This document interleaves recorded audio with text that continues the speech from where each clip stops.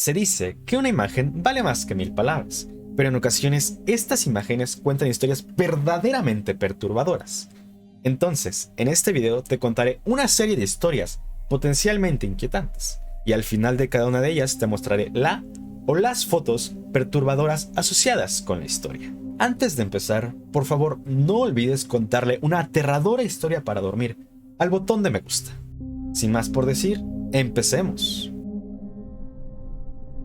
En 1875, Blanche Monnier era una joven mujer de 26 años de edad que formaba parte de la alta sociedad francesa, siendo reconocida por su carácter gentil y su verdadera belleza natural. Como parte de la burguesía francesa y descendiente de una familia de nobles, Blanche recibía muchas propuestas de matrimonio y su madre deseaba casarla en el núcleo de una familia adinerada. Sin embargo, Blanche decidió seguir su corazón y deseaba casarse por amor en lugar de por dinero. Blanche cayó profundamente enamorada de un abogado mayor que ella y sumido en la pobreza, lo cual disgustó muchísimo a su madre. Las discusiones entre madre e hija ocurrían con mucha frecuencia, al grado de que Blanche solamente estaba esperando poder casarse para finalmente dejar la casa de su madre y huir con su esposo. Pero antes de que esto ocurriese, Madame Monnier, su madre, decidió enviarla a una serie de internados antes de que fuese declarada como desaparecida sin dejar rastro alguno en 1875. Se formaron muchos y muy grandes grupos de búsqueda. Familia y amigos la buscaron constantemente durante meses. Sin embargo, nada dio resultado, pues parecía que Blanche realmente había desaparecido sin dejar rastro alguno. Con el tiempo, pues la gente simplemente asumió lo peor y decidió seguir con su vida. 25 años después, para 1901, el caso había caído prácticamente en el olvido. Eran pocas las personas que todavía recordaban a Blanche, e incluso su esposo ya había fallecido. Pero todo esto cambió el 23 de mayo, cuando la policía recibió una carta anónima diciendo que la familia Monnier tenía un terrible y oscuro secreto. La policía estaba muy confundida.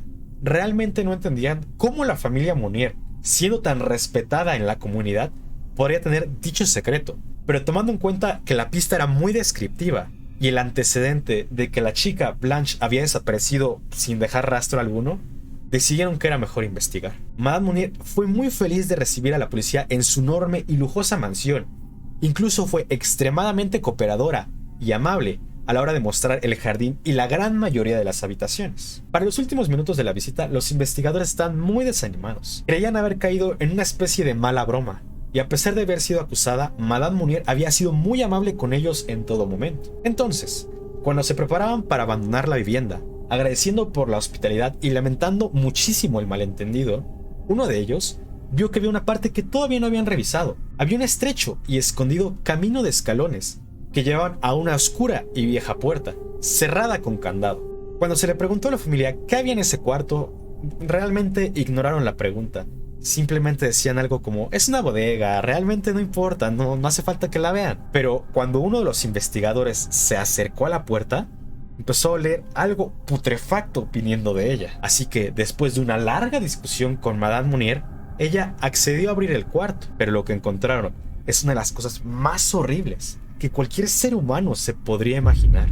25 años atrás, tras una de estas discusiones entre madre e hija, Madame Monnier convenció a Blanche de entrar a un pequeño y oscuro cuarto completamente aislado del mundo exterior y la dejó encerrada hasta que le dijera a su madre que estaba dispuesta a olvidar al amor de su vida, que se iba a casar con quien su madre decidiese.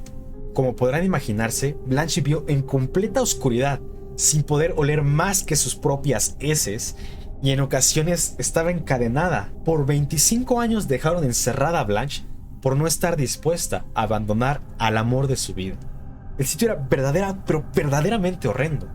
De hecho, el cuarto era tan hediondo que uno de los oficiales inmediatamente vomitó al oler el olor de ese cuarto. Y la oscuridad era tan abrumadora que casi inmediatamente la policía tuvo que hacer un hoyo para poder aguantar estar ahí encerrado solo unos minutos. Ahora imagínense cómo fue para Blanche vivir 25 años ahí. Cuando Blanche finalmente fue rescatada, pesaba menos de 30 kilogramos.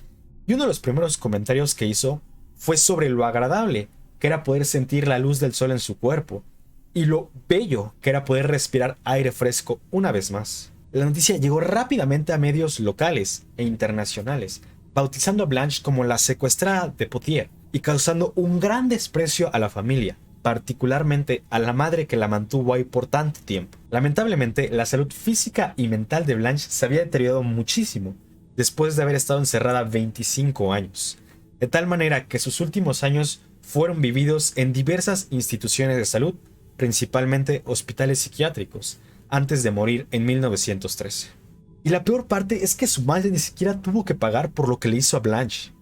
A los pocos días de que se hizo conocida la historia, una muchedumbre enojada se dirigió a la casa de los Monnier, y cuando la madre los vio que venían por ella, automáticamente sufrió de un infarto cardíaco y murió en ese mismo instante. Esta es una fotografía del estado en que encontraron a Blanche en ese cuarto después de haber pasado 25 años atrapada.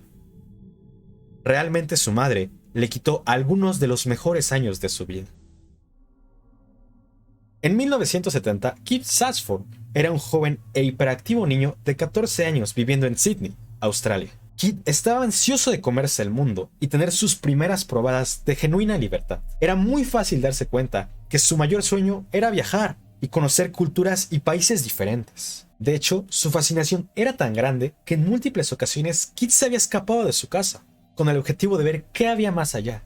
Quería saber qué había después de las paredes de su ciudad natal. Pero al ser solo un joven de 14 años, normalmente lo atrapaba la policía local cuando trataba de subir a un camión o a un avión sin algún tipo de acompañante o tutor, y tras tan solo un par de horas era regresado a casa. Sus padres realmente querían mucho a Keith y querían darle lo mejor, pero el factor económico siempre significaba un gran problema para ellos. Aún así, tras ahorrar un poco, lograron juntar suficiente dinero para una muy pequeña, pero muy significativa, gira por Europa, con el fin de que Keith calmara un poco sus ansias de conocer el mundo. Desafortunadamente, el viaje, en lugar de servirle como un tentempié o un aperitivo antes de llegar a la adultez y poder conseguir un trabajo con el cual pagar los gastos del viaje, tuvo el efecto contrario, y lo único que hizo fue lograr alimentar más y más y más los deseos de Keith de conocer el mundo tan pronto como fuese posible. Así, el 21 de febrero de 1970, Keith se escapó una vez de casa, pero esta vez tenía un plan más elaborado e infalible, o al menos eso pensaba Keith. Tras abandonar su casa en el corazón de Sydney, decidió dirigirse al aeropuerto internacional de esa misma ciudad. Ahí, evadió las autoridades por un par de días antes de colarse en el tren de aterrizaje de un avión DC-8 de Japan Airlines, con el fin de llegar a Tokio. Por si no lo saben, cuando despega un avión, las ruedas tienen que retraerse al tren de aterrizaje, con el fin de estabilizar el avión. Sin embargo, el poco preparado Keith no parecía ser muy consciente de esto. Entonces, cuando el tren de aterrizaje se abrió para dejar que las ruedas entraran, Keith cayó de una altura de más de 60 metros. Al mismo tiempo, en tierra, se encontraba John Gilpin, un fotógrafo local y un apasionado de los aviones. Él estaba probando los nuevos lentes de su cámara, tomando fotos a los aviones mientras despegaban para ver la resolución. Inadvertidamente, John retrató los últimos minutos del joven Keith, mientras se encontraba en caída libre después de haber sido liberado del tren de aterrizaje. El adolescente, deseoso de conocer el mundo, murió inmediatamente durante el impacto. Esta es la última fotografía de Keith, tomada solamente segundos antes de que tocara el suelo.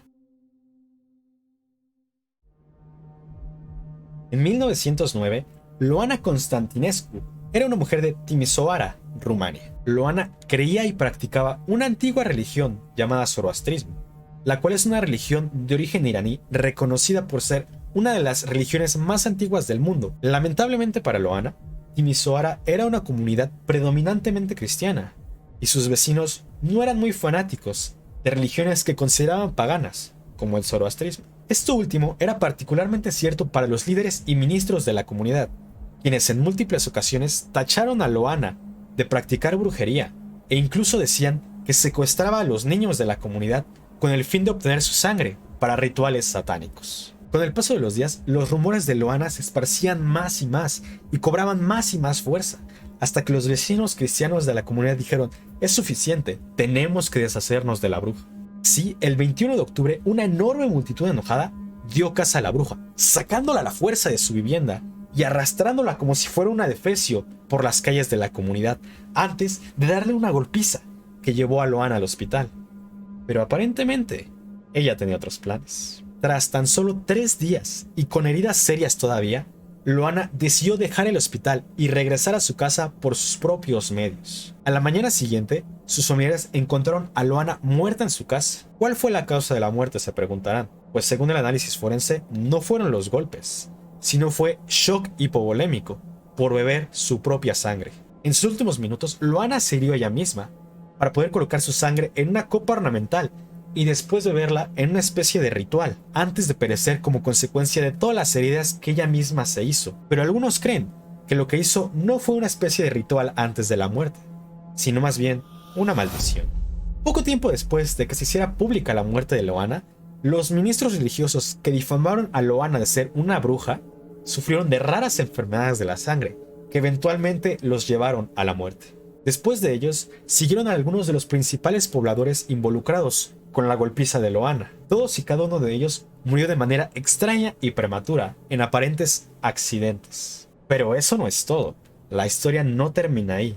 Aparentemente la maldición sigue activa, y aquellos que ven la foto post-mortem de Loana también sufrirán de horribles enfermedades. Algunos desafortunados afirman haber sufrido múltiples cortadas o amanecer con moretones después de haber visto la foto de Loana. E incluso los más desafortunados afirman tener sueños lúcidos o sufrir de parálisis del sueño, en donde son visitados y torturados por Loana. Entonces, si no quieres arriesgarte a sufrir el mismo destino, esta es tu última advertencia, porque después de ver esta imagen, tú también terminarás maldito. ¡Felicidades!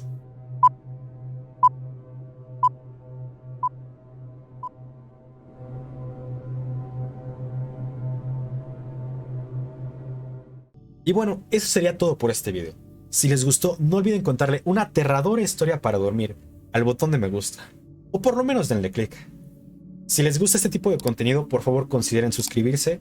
Pretendo subir historias oscuras, tenebrosas y demás con relativa frecuencia. Pero bueno, hasta entonces, mi nombre es Vago.